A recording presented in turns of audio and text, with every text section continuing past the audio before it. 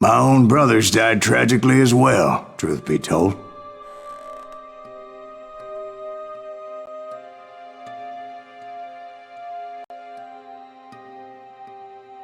It was 1868, and me and my older brothers were pulling a tidy profit running cattle into Juarez, Mexico. One night after my brothers retired for the evening, I found a little poker game in a cantina with a couple of cowboys. And I just couldn't lose. I even won an old Spanish coin that had to be 100 years old. Well, I was mighty pleased with myself the next morning as my brothers and I rode for Texas. But before we crossed the border, those cowboys caught up with us. It was Johnny Ringo, Roscoe Bob Bryant, and another asshole named Jim. They wanted their money back and everything else we had, including our lives, as those boys didn't want us coming for them later. Bob put that old Spanish coin in my mouth and said, "I won't have it said that I left you with nothing, boy." Well, those horses bolted, and there we hung as those bastards rode away. The branch finally snapped under the weight of the three of us, but being my older brothers were bigger and heavier, they were already dead. And right then I swore to myself that I would avenge them. Ringo you know about. But Bob eluded me, until I heard he was riding with the Wild Bunch.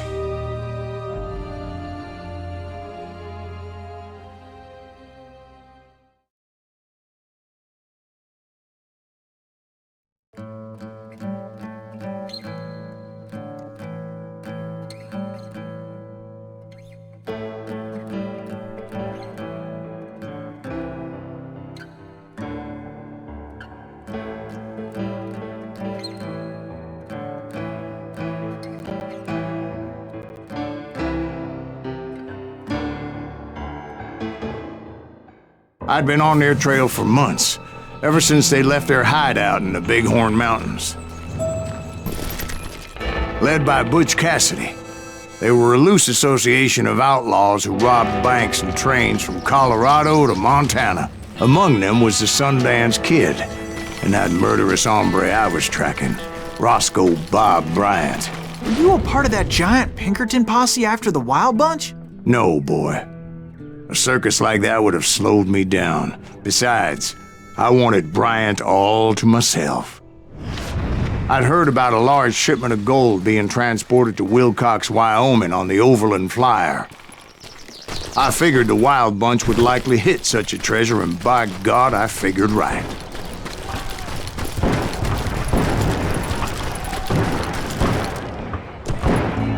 They blew the bridge with the intention of forcing the train to stop. Well, I assumed the Wild Bunch was likely in the still intact part of the train high above, so I had no choice but to make my way up through the passenger cars dangling down. I was determined to make that sumbitch Bob pay for what he did to my brothers.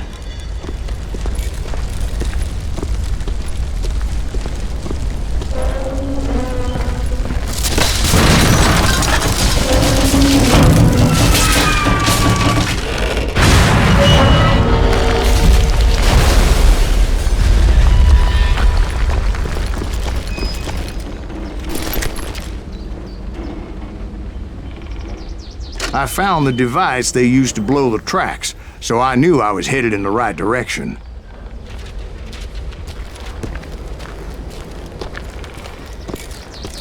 My ears are still ringing from blowing up that bridge. What'd you say?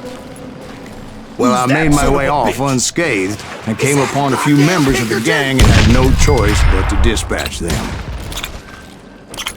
From there, I had to negotiate an even more precarious route.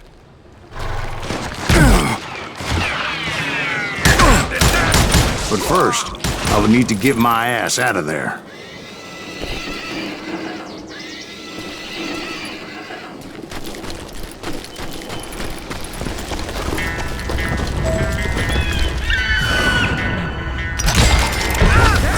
I jumped from the frying pan into the fire as the train was clearly fixing to fall.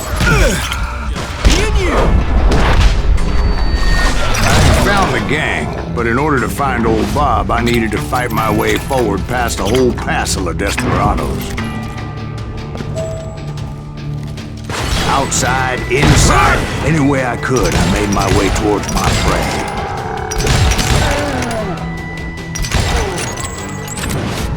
God damn him! Well, what about the passengers? It was mostly a freight train, as I recall. There were no passengers aboard that day.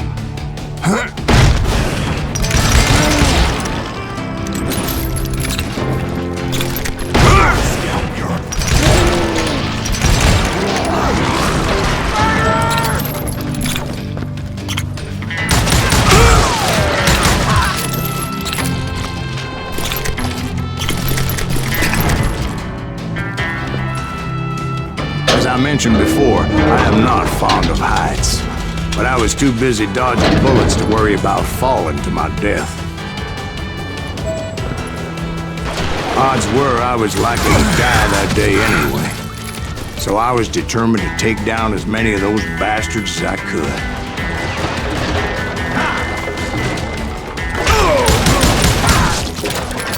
You know you can't beat me.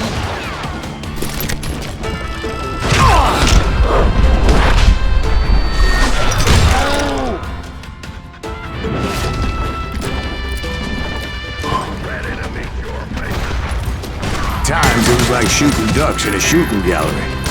The only difference is these damn ducks shot back.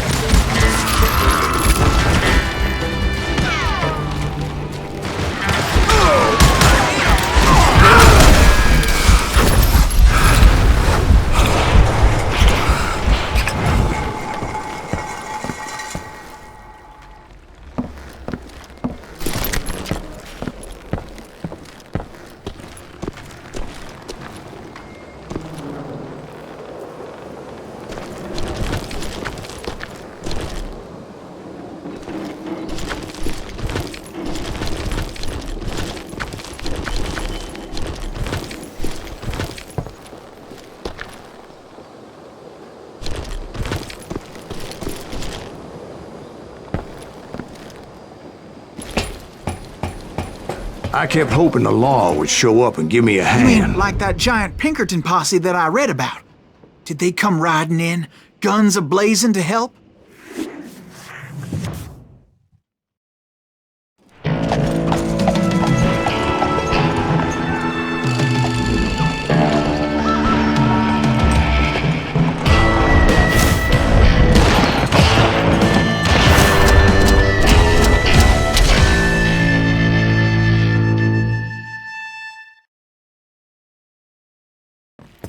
Help? From the Pinkertons? No, son. I had to fight the Wild Bunch all by my lonesome, as usual. Who the hell is that? Stay down, got cover! Retreat! Retreat! You murderous bastard!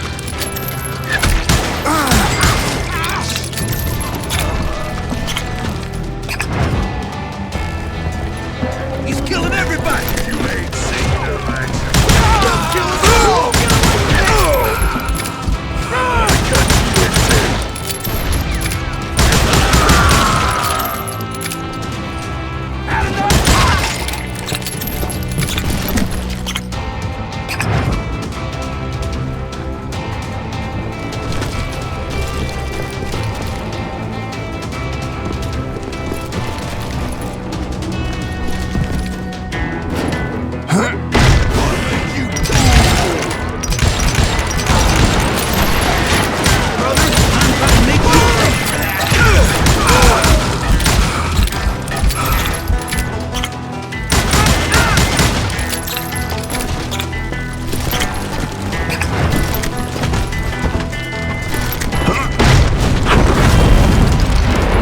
Guess is those dime novels didn't portray this as it happened, did they?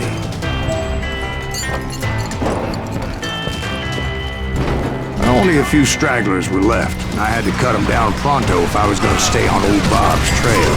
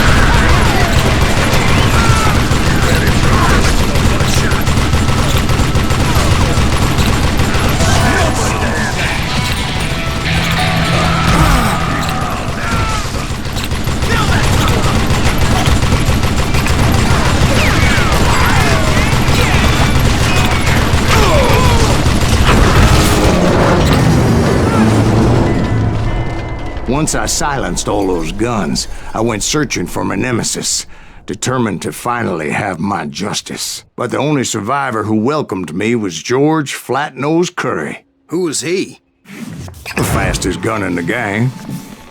Right after Sundance, I mean. And Kid Curry, and maybe Elsie Lay. Though some folks might dispute that.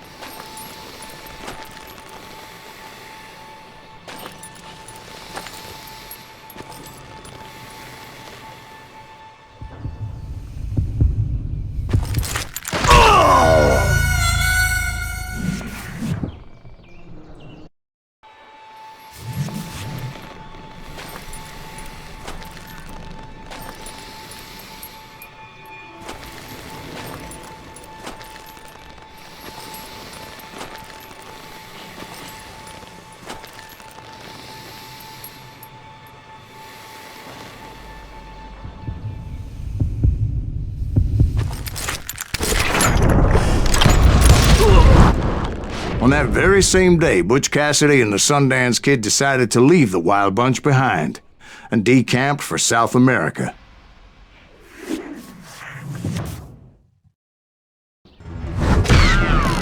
They ended up living down there for many years, but I'm sure you already know all about that.